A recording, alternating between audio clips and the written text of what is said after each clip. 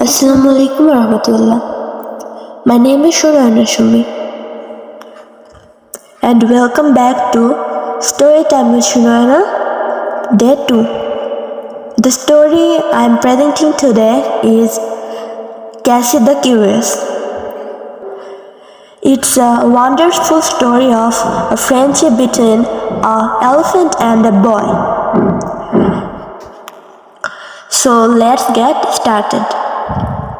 A big circus had been staying for some weeks in the town where Bob White lived. It was a fine circus with many performing horses, lions, acrobats, clowns, and 2 large elephants. Bob loved the circus and he went there whenever he could. It was not only the show, as the circus folk called it, that he enjoyed.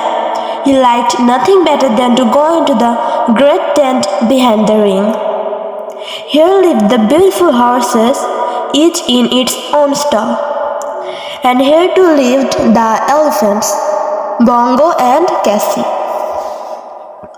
Bob soon made friends with the elephants. When the keeper saw that Bob was not afraid of the animals and that he had no wish to tease them, he was always pleased to allow the boy to wander about the tent.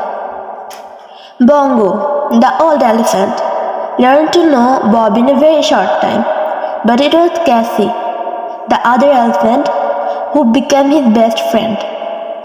Cassie was a very gentle, playful beast. She was 11 years old, 2 years older than Bob, and she weighed, so the keeper said, nearly 2 tons. When Bob went into the tent and called to her, she would turn round, raise her head, and trumpet gently. Then, when he went up to her, she would put her trunk first into one of his pockets and then into the other in search of the small sugary buns which his mother made.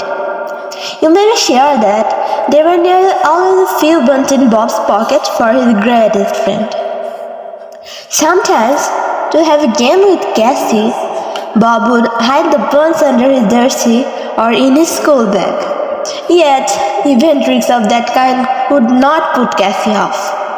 If a trunk could find no buns in his pocket, it rolled up his jersey in search of them.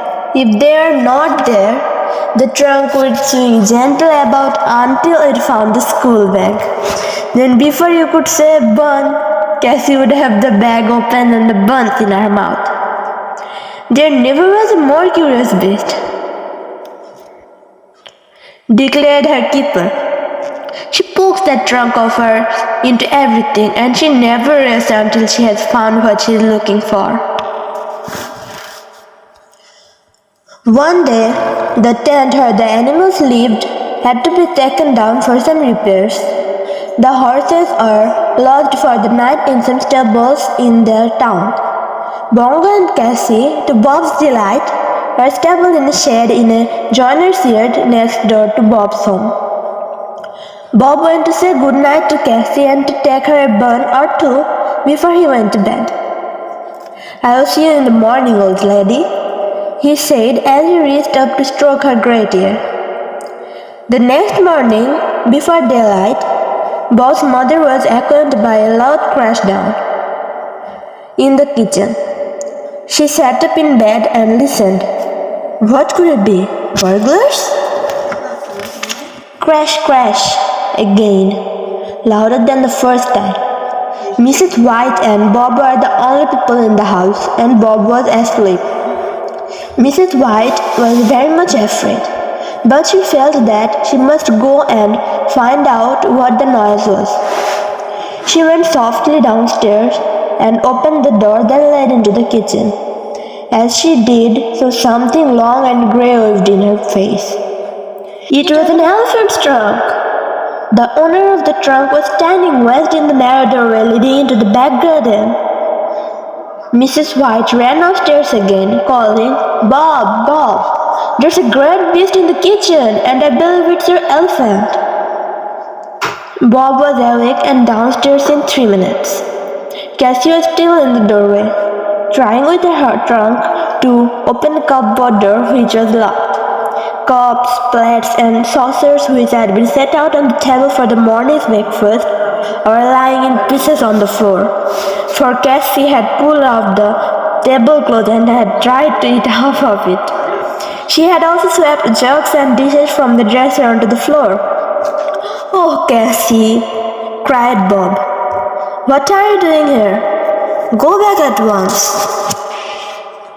At the sound of a voice that she knew, Cassie began to back out of the doorway.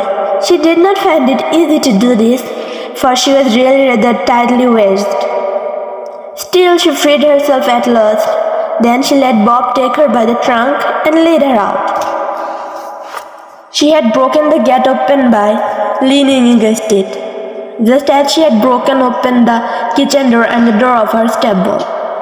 Chains had bound her feet to the stable floor, but she had snapped them. Bob led Cassie back into the shed, where she stayed quietly while he roused her keeper and some more men, who soon made her secure again. "Didn't I tell you," the keeper said to Bob later in the day, "that there never was a more curious beast? She wants to find out all about everything, and that's why she took a trip as far as her kitchen, I suppose." "Was that it?"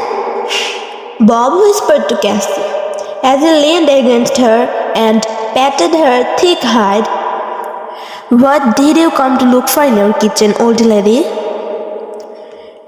Cassie lifted her head and gave a soft little trumpet, and Bob was sure that she said, "Buns, of course. What do you think?" So don't forget to tell me your opinion about the story, and also tell me for what Cassie came into the kitchen of Bob's. I have a question for you. Thanks for your precious time. Thanks for hearing the story.